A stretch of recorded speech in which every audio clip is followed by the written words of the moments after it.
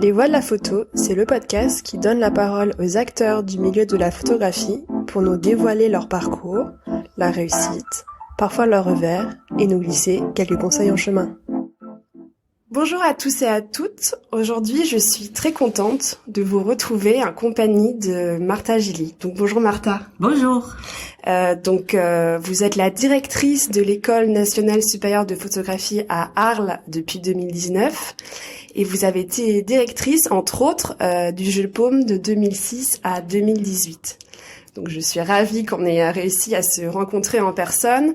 Vous habitez à Arles, j'habite à Paris. Vous êtes très occupés en ce début d'année septembre 2021. Donc je suis vraiment ravie qu'on ait pu trouver un moment pour se rencontrer. Pour commencer, pourriez-vous vous présenter et puis présenter votre parcours professionnel jusqu'à votre arrivée à l'école? Vous l'avez dit, hein, je suis Martha Gilly, je suis née à Barcelone. Il fait longtemps. Mes études, ils étaient à l'université en philosophie, sciences de l'éducation, c'était le mot à l'époque, et spécialisation psychologie clinique. Alors imaginez-vous où est-ce que je suis arrivée avec ces études qui, même si ça peut paraître contradictoire, m'a beaucoup aidé, surtout au début de ma carrière, à comprendre où est-ce que se trouvent les images dans notre quotidien, dans notre vie, mais aussi dans notre contexte politique, social, de représentation du monde. Je vous passe tous les détails, mais en fait une approche plutôt sociologique. C'est pas seulement sociologique, mais aussi philosophique. Et je dirais, entre philosophique, anthropologique, et aussi une question d'émotion. Vous savez, là tout à l'heure, j'étais en train de lire le journal El País en Espagne. Il parle de cette éruption du volcan de la île de Palma, aux îles Canaries, qui appartient à l'Espagne, et il y avait un entretien, une dame qui a tout perdu parce que la lave, elle descend de la montagne et elle arrase, elle prend toutes les maisons, elle brûle tout, les forêts, les maisons. Et apparemment, il y a eu 10 minutes pour sauver quelque chose à la maison avant de partir, parce que la lave était en train de descendre et brûler tout. Et la dame dit, ce que je sauvais, ce qui m'a touché beaucoup, les éléments plus sentimentaux de ma vie, les photos. Et c'était très joli. C'est-à-dire, finalement, ça qu'elle pouvait bien sûr dire, les vêtements, mon appareil, les choses les plus chères, mon iPhone, moi, je sais pas quoi, ouais. Elle a sauvé ses photos. Et j'ai imaginé en plus que c'était des photos papier, des photos vraiment objets, pas comme aujourd'hui qu'on a tous nos souvenirs sur notre téléphone portable. C'est des vrais albums. Et j'ai imaginé ça. Et en fait, c'est comme ça que j'ai commencé ma carrière, en imaginant qu'est-ce que c'était un album de famille. Et comme ces albums de famille, ils disent beaucoup à propos de nous et de notre famille. Et de nos façons dans lesquelles on a démarré notre sociabilité. Bon, bref, pour dire que du coup, je suis en train de travailler dans une fondation en Espagne, la fondation de la Caixa, qui est une fondation qui appartient à une caisse d'épargne, une fondation qu'à l'époque, aux années 80, 90 et 2000, était très très puissante à niveau culturel, beaucoup plus qu'un ministère de la Culture. Pour vous dire quelque chose, le budget il était incroyable. Il y avait toute une partie culturelle et sociale, et je m'occupais de arts visuels. Et là, je pense que j'ai resté 17 ans. Je m'occupais de la même chose que je faisais au Jeu de Paume, mais à Barcelone et à Madrid et à Séville, par toute l'Espagne, c'est-à-dire la programmation d'expositions d'art visuel, de photographies, de vidéos, des artistes, surtout au début de récupérer des artistes, plutôt des photographes espagnols qui ont été jamais montrés à cause de la dictature. Parce qu'il faut penser que Franco, il est mort quand j'avais 18 ans, c'est-à-dire ma première année à l'université. C'est-à-dire quand j'ai commencé à être soi-disant adulte et j'avais pas encore les droits de vote parce que c'était à 21 ans. C'est là où la vie pour nous tous jeunes de la génération des 75 a commencé. Et du coup, enfin, comment s'est passé quand même cette évolution de votre formation plutôt littéraire aux images? Est-ce que c'est dans votre entourage? Vous aviez vos parents ou qui travaillaient avec des images, ou alors c'est venu un petit peu par hasard? C'est par hasard. C'est par hasard. Mes parents, ils travaillaient pas du tout dans les images. Je dirais peut-être tout le contraire. Mon père, il était pasteur protestant. Imaginez-vous, en Espagne franquiste, un pasteur protestant, c'était vraiment quelque chose de bizarre, presque interdit, parce qu'il y avait que la religion catholique qui était la religion de l'État, mais toutes les autres religions, elle était d'abord interdite et après tolérée. Mais entre la tolérance et la liberté, il y a vraiment un grand chemin. Et non, en fait, c'était parce que pendant mes études à l'université de Barcelone, d'abord à Madrid et après à Barcelone, je devais payer mes études parce que mes parents, ils étaient pas riches et on est 5 frères et sœurs. Et pour payer les études, je commençais à travailler comme secrétaire à une école de photographie à Barcelone. Elle existe encore, l'Institut d'études photographiques de la Catalogne. Et en fait, je faisais les inscriptions, je m'occupais des inscriptions, toute la partie logistique, j'étais pas intéressée parce qu'en fait, je faisais mes études à l'université, j'ai travaillé l'après-midi et le matin, j'allais à l'université. Et petit à petit, ça m'a commencé à intéresser, à intriguer. Et quand j'ai fini mes études, je me souviens que quelqu'un m'a demandé à l'université d'organiser un séminaire sur les liens entre la perception, l'inconscient et l'image photographique. Imaginez-vous là maintenant, c'est trop complexe, mais à l'époque j'étais hyper ravie. Et c'est comme ça que j'ai commencé à faire des liens. Comme je dis souvent, dans ma vie, j'ai toujours essayé de construire des ponts plutôt que de les détruire. Et des ponts avec des choses qui parfois sont complètement délirantes ou invraisemblables. Mais ça marche parfois et parfois ça marche pas du tout. Et vous êtes resté combien de temps à la Caixa? Quelque chose comme 17 ans. Je suis partie de la Caixa justement pour aller au Jeu de Paume. Je suis partie en 2006. Et en 2006, je démarrais au Jeu de Paume. Et je commençais, en fait, c'est long, parce que à la Caixa, je pense que je commençais à travailler, à la fin des années 80. Mais c'était qu'en freelance, parce que j'avais des enfants déjà. Et je préférais, contrôler mes horaires. Chose que, à l'époque, cette histoire de pouvoir, concertation familiale n'existait pas à l'époque en Espagne, et j'avais pris le pari d'être autonome, indépendante et faire des expositions et commissaire des expositions et créer des programmes des expositions mais j'ai travaillé déjà à la Caixa en 88 ou 89. 89 peut-être, et jusqu'à 2006, imaginez-vous. Et pourquoi vous avez voulu, travailler au Jeu de Paume à Paris, et est-ce que en quelques mots vous pourriez juste expliquer qu'est-ce que c'est le Jeu de Paume pour les gens qui n'y sont jamais allés ou qui ne connaissent pas? Parce que justement, je suis restée trop de temps à la Caixa. Là, avec la distance, je comprends très bien parce que j'avais 2 enfants et j'étais célibataire pendant, quand la petite avait 5 ans, et j'étais en charge de mes enfants toute seule, et du coup, c'était bien de rester dans un lieu fixe et avoir un salaire chaque mois. Mais quand mes enfants, ils étaient déjà universitaires, les deux. L'une déjà en Erasmus à Bratislava et l'autre, elle était en train de démarrer l'université. Je me suis dit, bon bref, là maintenant, il faut que tu te débrouilles autrement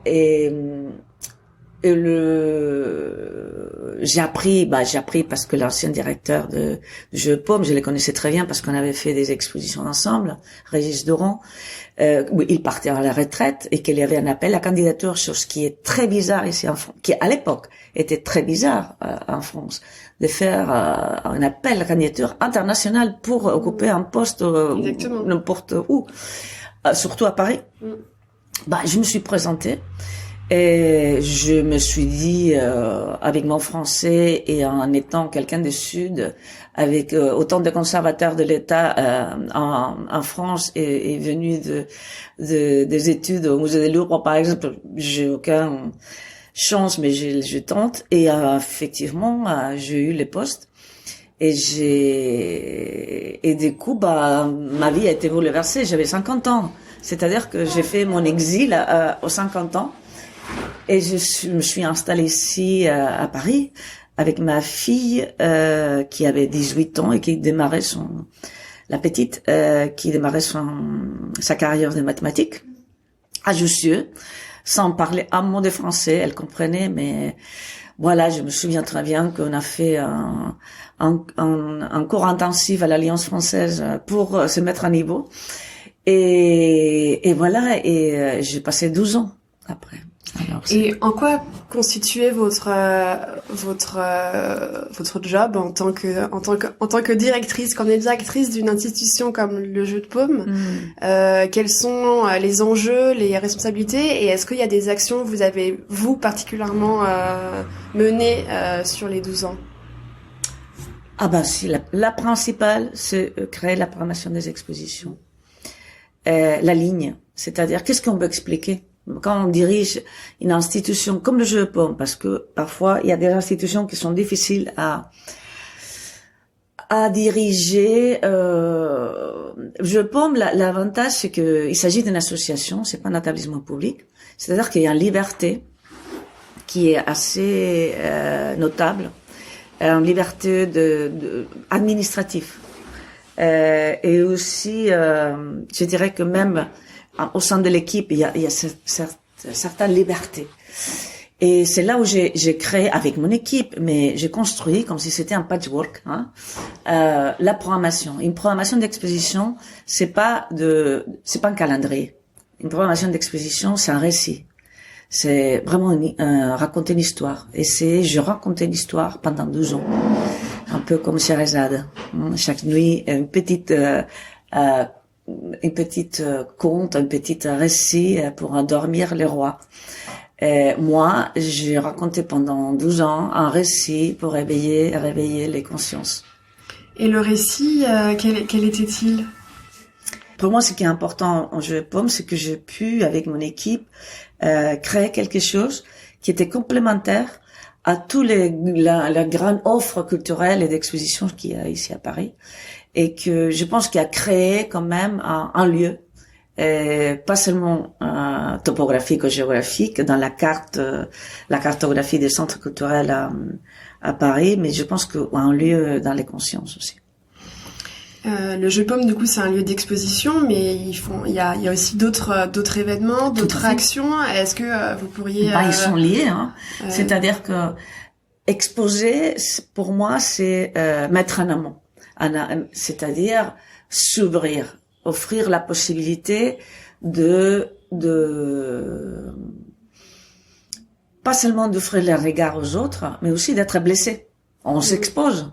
Et quand on s'expose, on ouvre tout. Et effectivement, exposer des images a aucun sens. Je pense qu'aujourd'hui, et surtout aujourd'hui, et depuis un temps, la parole et l'image ne peuvent pas être séparées. Et c'est pour ça que au Jeu de Paume, on a créé aussi un programme avec ma collègue Martha Ponsa, un programme d'activités de parole que je les appelle, de conférences, de séminaires, mais des discussions et des discussions pas seulement autour de ce qu'on était en train de faire, mais autour à ce que on n'a pas fait et qu'on aurait dû de faire. Et ça, c'est le plus important pour moi.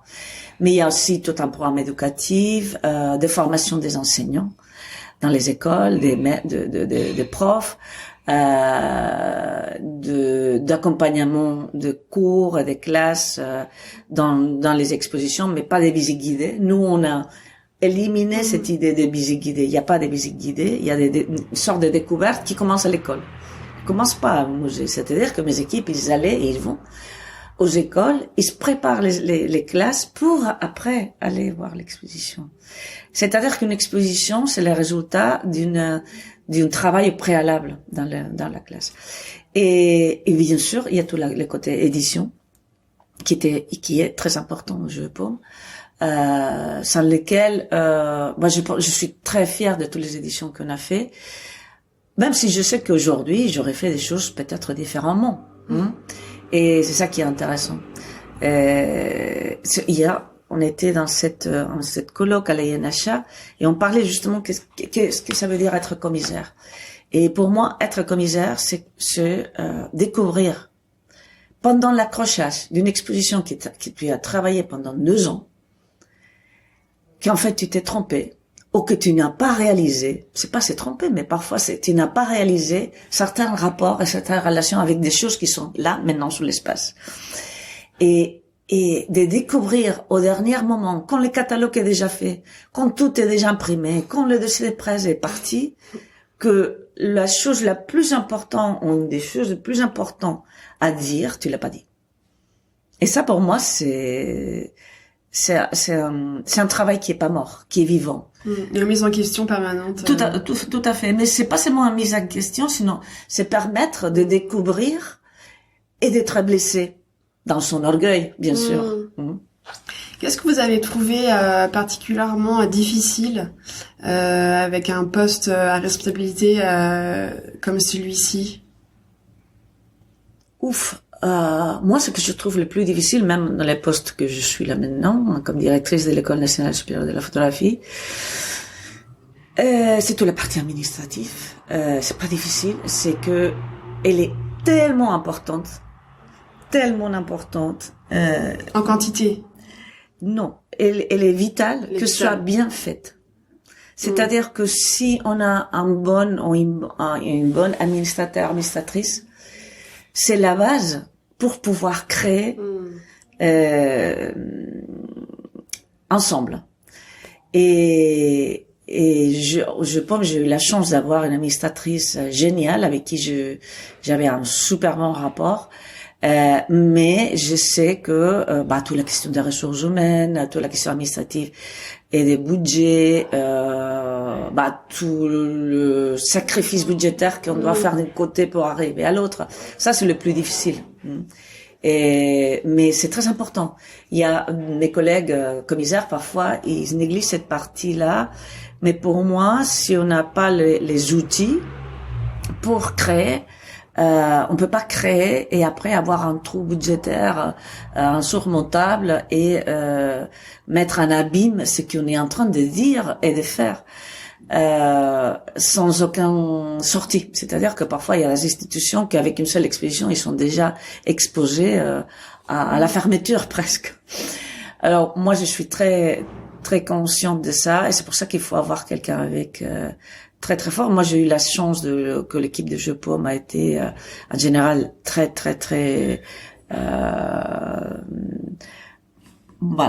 solide et en même temps qu'ils ont partagé le projet.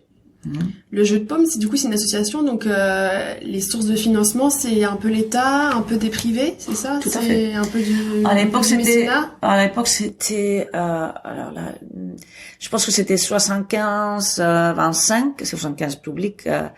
Ça dépend de l'année, hein. Oui, plutôt public. C'est-à-dire un financement du ministère de la Culture. Pas la région, pas l'Île-de-France, que le ministère de la Culture. Et après, on avait... billetterie aussi, pardon. Bien sûr, billetterie et beaucoup de mécènes aussi. De mécènes ponctuels pour des projets ponctuels. Mais et des mécènes aussi qui nous accompagnent au long de l'année. Hein. Je me souviens de Netflix OVC Et aussi, on avait pas mal de mécènes qui nous ont suivis, et je gère le Coutre pendant des années. Et du coup, en 2019, vous êtes arrivé à Arles.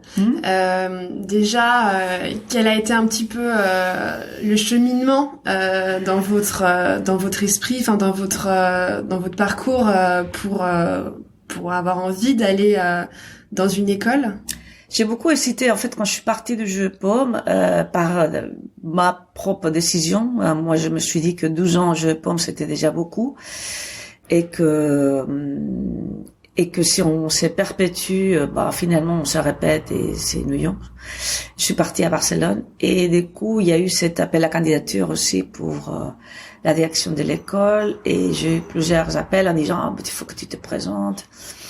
Et j'ai beaucoup hésité. Après, je me suis dit ça peut être intéressant cette idée de la transmission d'expérience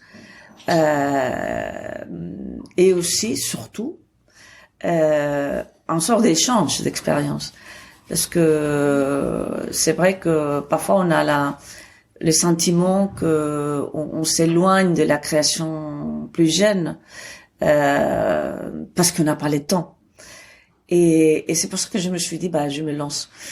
Le problème c'est que je suis arrivée à l'école et il y a eu tellement de problèmes administratifs et surtout le Covid. Que j'ai fait que gérer en déménagement des bâtiments des masques et hydrogel. Et c'est ça qui est un peu frustrante. Là, j'espère, j'ai toutes mes espoirs mis sur l'idée que la semaine prochaine, on démarre le cours académique et que ça va être plus ou moins dans le... je dirais, c'est la première fois que je vais voir tous les étudiants ensemble. Depuis que je suis arrivée fin 2019, alors c'est génial pour moi.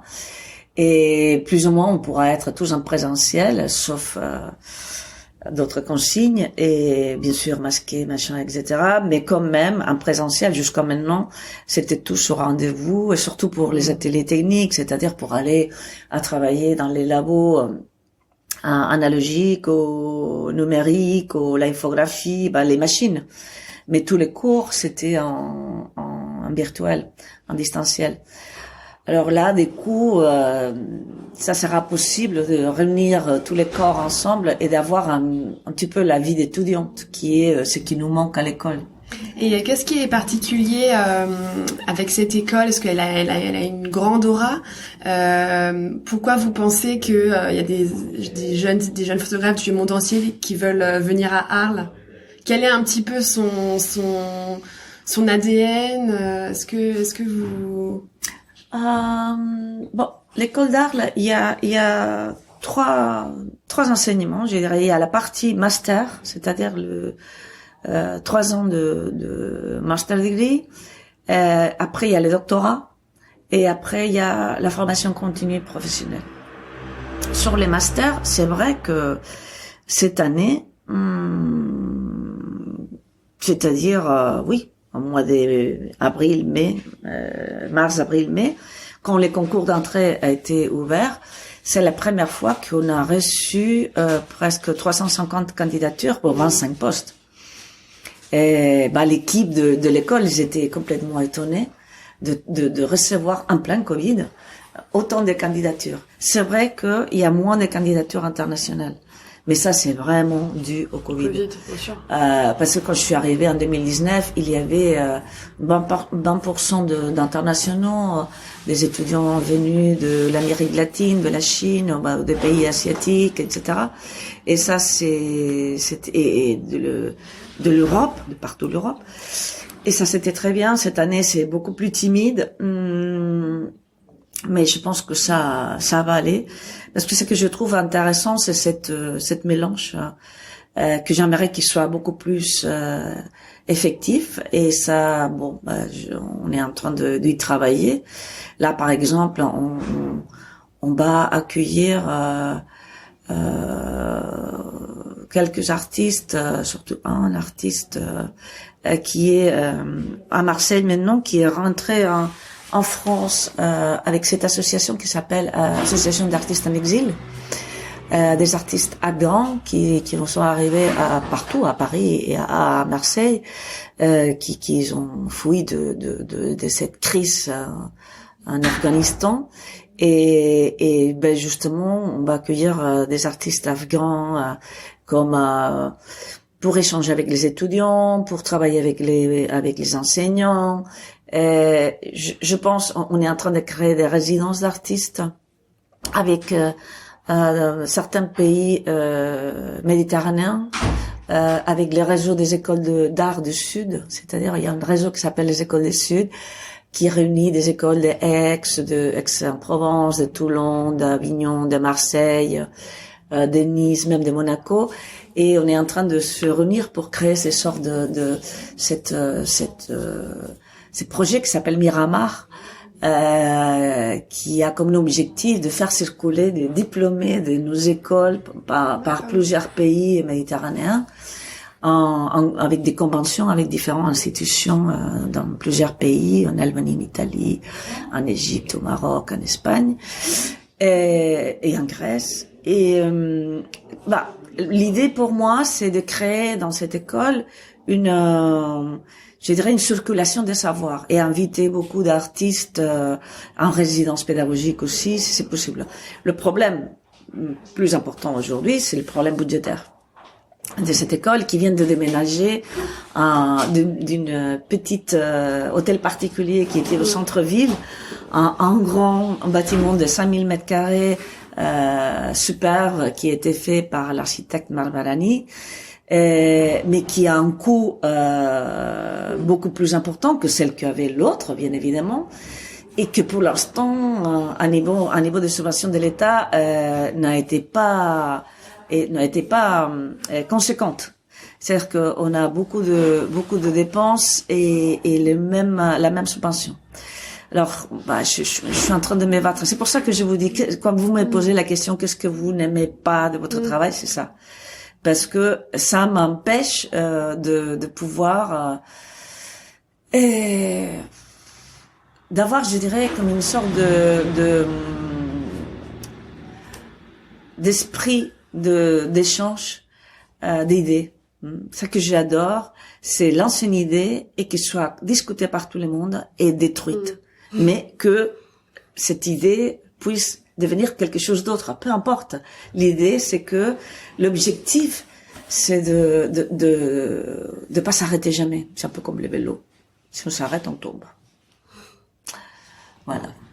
Et cette histoire de financement, du coup là, vous essayez de trouver des financements privés. Enfin, du coup là, la situation actuelle est... Pour être honnête, le problème de financement maintenant, c'est structurel. C'est-à-dire que je peux pas demander à un mécène de payer les salaires des fonctionnaires de l'État ou l'exploitation d'un bâtiment fait par l'État. Et ça, je pense qu'on est en discussion avec le ministère et on va y arriver. Et l'autre problème, c'est que, à différence de Jeux-Paume qui est à la place de la Concorde à Paris, où déjà c'était difficile de trouver des mécènes, on en trouvait, mais j'avais une équipe de communication, des mécénats très forts. Une école n'est pas sexy pour les grandes entreprises, etc. Et même comme ça, cette année, par exemple, on a fait un projet pédagogique avec la cristallerie de Saint-Louis qui appartient à Hermès, et on a travaillé avec cette groupe Hermès pour un projet spécifique pédagogique avec les étudiants et les enseignants dans cette cristallerie qui se trouve en Alsace. Et on a fait des productions de photos. C'était à Arles cet été. Oui, on a fait une exposition. Et ça, c'est ça qu'on appelle un projet pédagogique. Et Hermès nous a soutenus. On a fait, bien sûr, il y a le prix Dior, qui est très important pour nous, qui était aussi exposé à la mécanique, à l'UMA, parce que ça fait aussi avoir un contact avec toutes les écoles, avec vraiment une trentaine d'écoles d'art liées aux images dans tout le monde. Et surtout cette année, je suis très fière parce que c'est une de nos étudiantes qui a eu les prix, Cétrin Siadik, qui est vraiment, je pense, qu'elle va devenir une grande artiste. Et elle est déjà, mais elle est très jeune, mais elle a beaucoup de potentialité. Et après, on a de mécénats, mais c'est ponctuel, des mécénats sur des bourses de création, des bourses de production avec l'entreprise Euraseo. C'est-à-dire que les mécènes, ils arrivent pour des projets très spécifiques auxquels je suis très attachée. Mais les mécènes, ils vont pas aider dans les structures. C'est normal. Pour un établissement public comme nous, on est un établissement public. Et les frais étudiants sont à quelle proportion? Enfin, les étudiants, quand ils s'inscrivent, ils payent 430 € par an. C'est-à-dire que c'est rien. Ça, c'est les taxes d'apprentissage, c'est rien. C'est 400 €.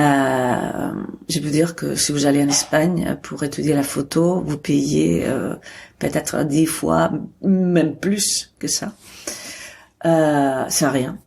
Et la formation continue, que je n'ai pas parlé, la formation professionnelle, c'est cette formation qui accompagne les professionnels déjà à développer des compétences spécifiques dans plusieurs domaines, parfois techniques, parfois moins techniques. Et ça, c'est payant. Mais il y a tous ces institutions garantes de la formation professionnelle qui aident, qui soutiennent, qui payent. Alors, les étudiants, ils payent pas beaucoup. Et en même temps, je pense, et je suis convaincue que les ressources de l'école, ils sont très très riches.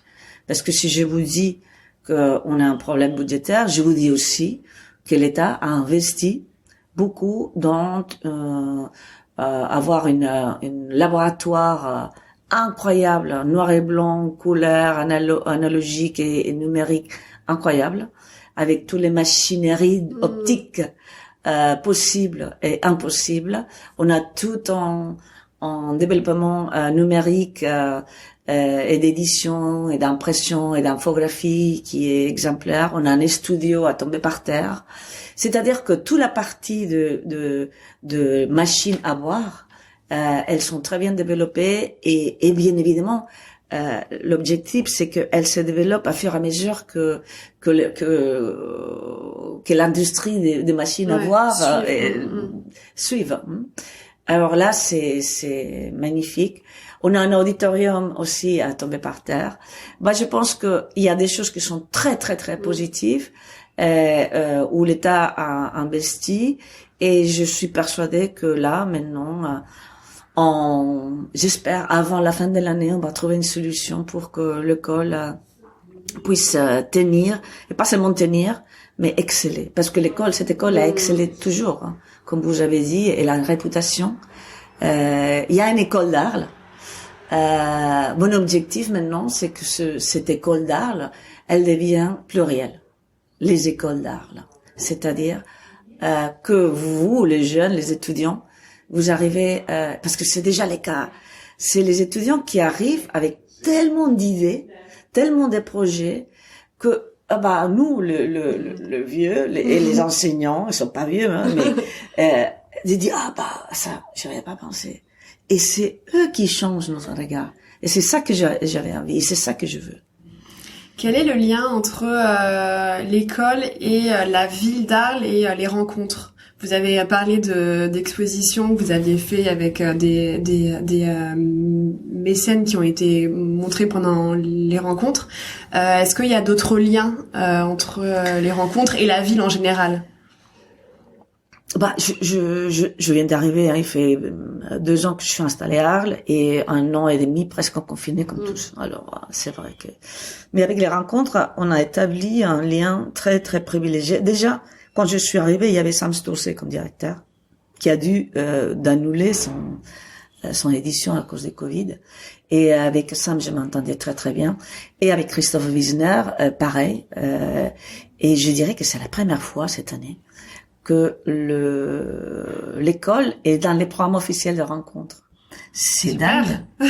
C'est dingue parce que, en fait, l'école et les rencontres d'Arles sont nées de la même racine.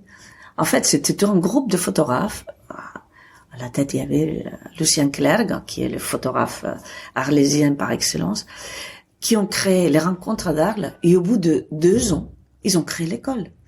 Cette école que l'année prochaine va fêter son 40 anniversaire. Et que l'année 19, je pense, le rencontre d'Arles, ils ont fêté leur 40 anniversaire. Alors, en fait, ils sont cousins germains, l'école et les rencontres. Ils se sont séparés, je sais pas pourquoi. Mais maintenant, moi, j'ai aucun problème. Au contraire, moi, je pense que les moments importants, je dirais, de visibilité à Arles, des visibilités nationales, internationales, locales, régionales, des fiertés, c'est le moment de l'été.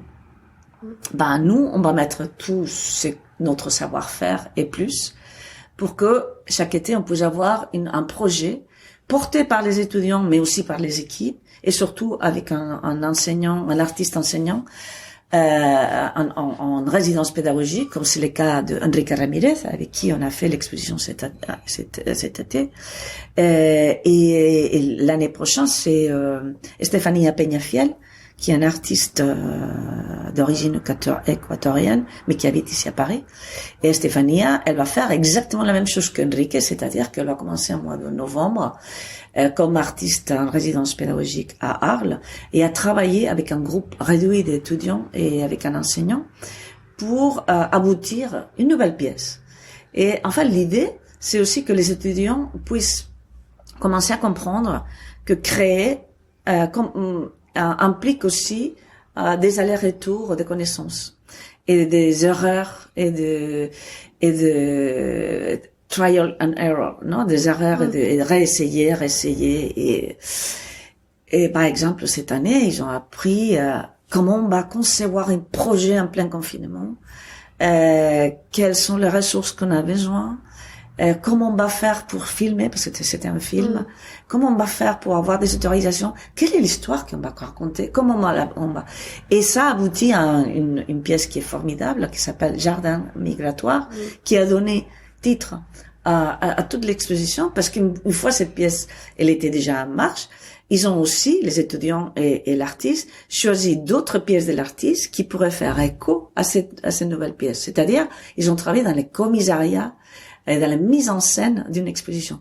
Et ça, c'est pour moi, c'est une valeur très très importante, parce que ces étudiants, ils ont une expérience de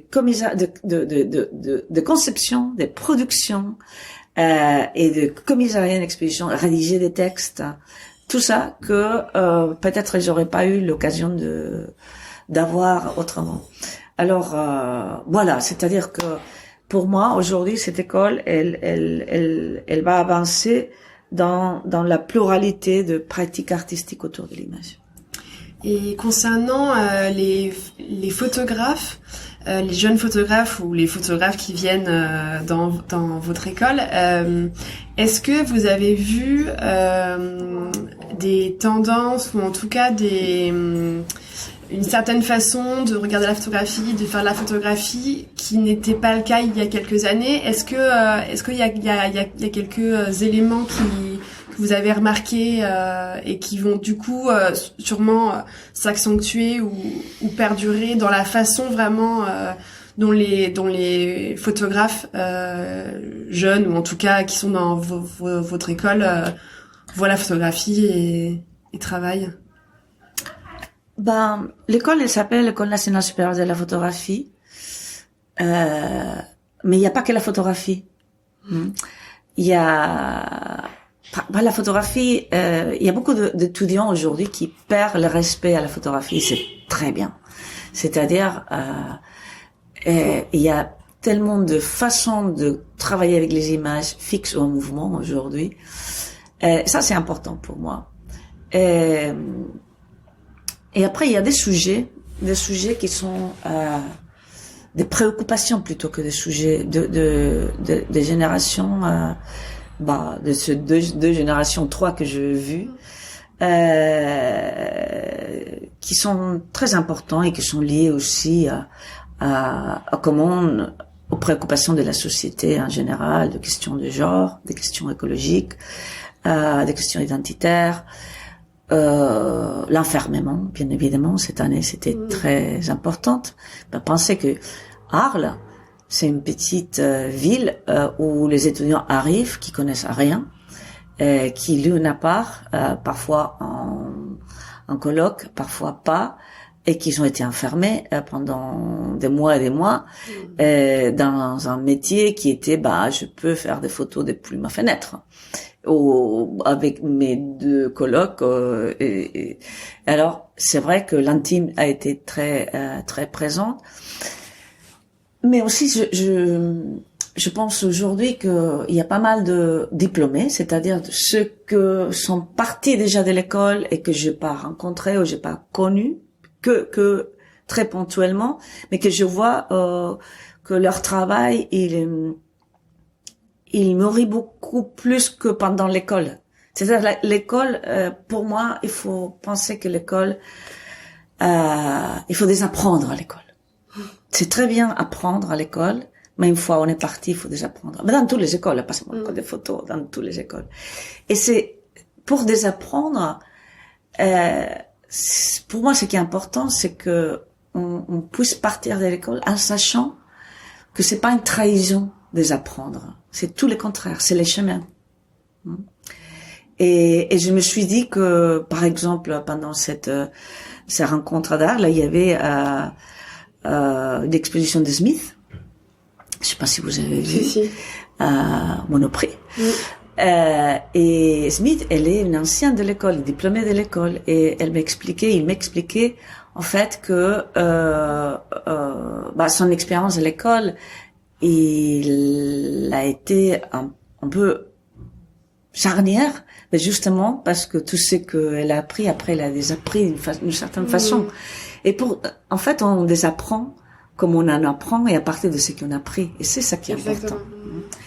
Et la même chose, on a créé un projet en ligne pendant ces jours, c'est cette année et demie, qui s'appelle La vie d'après, pas la vie, la vie, où on a invité des diplômés en ligne à témoigner de leur après de l'école, mais aussi à discuter avec les étudiants et discuter avec deux, c'était des binômes. Et les binômes avec Smith, c'était Prunpi aussi, qui est une jeune qui est sortie issue de l'école, où elle disait un peu la même chose. Et je pense que c'est important cette capacité de pas se laisser trop encadrer, respecter l'école bien évidemment, mais c'est ce savoir qu'on a la possibilité. Il n'y a pas de frontières, que l'école c'est pas un cadre, mais c'est plutôt une éponge. Est-ce que vous auriez d'autres conseils, un petit peu comme celui-ci, que vous pourriez donner à des photographes qui souhaitent se lancer à leur compte? Est-ce qu'il y aurait des choses que vous avez vues, même des choses très très techniques, ou alors des choses beaucoup plus conceptuelles? Enfin, est-ce que vous auriez des conseils? Alors des conseils, non, j'ai pas de conseils, parce que si je donne des conseils, je donne des lignes. Je vais pas donner des lignes. Ce que je veux dire, c'est qu'aujourd'hui on parle beaucoup de générations sacrifiées, machin, etc. par rapport au Covid et tous ces diplômés qui sont partis 2020, 21. Moi, je crois pas. Et c'est-à-dire sacrifiés à quoi? On est tous sacrifiés, pas seulement les jeunes. Les jeunes, ils ont passé un moment dur, je viens de le dire. Mais je pense que il y a quelque chose on est en train d'apprendre tous ensemble. Et c'est que rien n'est donné, rien n'est sûr. Et que cette histoire de carpe diem, c'est-à-dire travailler les jours à jour, est aujourd'hui le plus important. Il y a un autre mot que je déteste un peu qui circule, c'est la professionnalisation. C'est pas que je la déteste. Bien évidemment qu'il faut devenir quelque chose, Mais dans le moment qu'on met ce mot professionnalisation, être artiste professionnel, commissaire professionnel, éditeur professionnel, il y a plein de carrières qu'on peut faire après l'école d'art, là. On peut devenir même serveur si tu veux, ou serveuse. Mais ce que pour moi c'est le plus important, c'est de s'autoriser tout et de continuer la recherche. C'est-à-dire, c'est pas parce qu'on a fini l'école que on a tout fini et que on sait tout, bien évidemment. Je pense qu'il y a personne qui puisse imaginer que parce qu'il sort avec ou elle sort avec un diplôme de master, tout le monde l'attend. Ça c'est vraiment naïf de penser comme ça. Mais aujourd'hui, il y a beaucoup de dispositifs créés par l'État, mais aussi créés par les entreprises privées, des résidences, de bourses. Il y a plein de choses à faire. Et surtout, il faut découvrir le monde. Et je sais qu'aujourd'hui, voyager, c'est compliqué, c'est cher, c'est pas sûr parfois. Mais il y a quelque chose de laquelle il faut se débarrasser. Je pense d'abord, ma génération, c'est la peur. Pas seulement la peur au virus. Les jeunes, vous avez pas trop de peur au virus, c'est plutôt les vieux. Mais c'est aussi la peur à l'avenir. Et cet avenir, en fait, elle est en construction. Et cette construction, c'est pas moi qui va la faire. Hein. Moi, je suis fini. C'est vous. Et pensez que, comme les générations précédentes, tout était déjà construit. Que moi ma génération a construit tout pour mes enfants et que mes enfants vont construire tout pour ses enfants et ainsi de suite. Ça, c'est vraiment le rêve de la modernité. La modernité finie. Il n'y a pas cette idée que tout est que la subjectivité, les subjectivités, que les universalismes, que l'innovation, que la découverte, tout ça, que le progrès, ça va nous amener à quelque chose de meilleur. Ça, c'est naïf. Je pense qu'aujourd'hui, il faut construire d'une façon différente. Et pour construire d'une façon différente, il faut savoir d'abord détruire ou mettre en cause tout ça que les enseignants de l'école, la directrice de l'école, mais tous les gens on vous a expliqué. Et c'est pas parce que vous mettez ça en cause que ça sert à rien. Pour mettre quelque chose en cause, il faut avoir cette quelque chose à mettre en cause. Pour tuer les pères ou pour tuer la mère, il faut avoir un père et une mère. Alors, voilà. Ce que je veux dire aujourd'hui, c'est que on est dans un moment qu'il faut être consciente plus que jamais que le rêve de parents et des grands-parents, même s'il faut partir de ces rêves, il faut les déconstruire et construire différemment.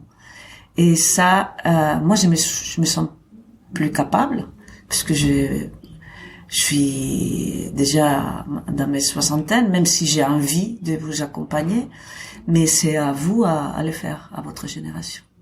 Super, on va terminer sur cette phrase positive et voilà, qui est pleine de sens. Merci beaucoup, Martha. Merci à vous. Au revoir.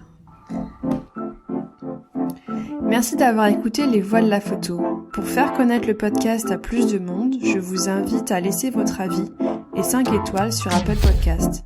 Si vous voulez en savoir plus, suivez-moi sur les réseaux sociaux, sur Instagram, LinkedIn et Facebook. Vous me trouverez sous le nom de Les Voix de la photo. Aussi, si vous souhaitez suivre mes futurs projets, je vous invite à m'indiquer votre email en cliquant sur le lien que vous trouverez dans la description de cet épisode. Pour finir, n'hésitez pas à me contacter sur les réseaux sociaux, me faire part de vos remarques et m'indiquer les personnes que vous aimeriez entendre. À très vite!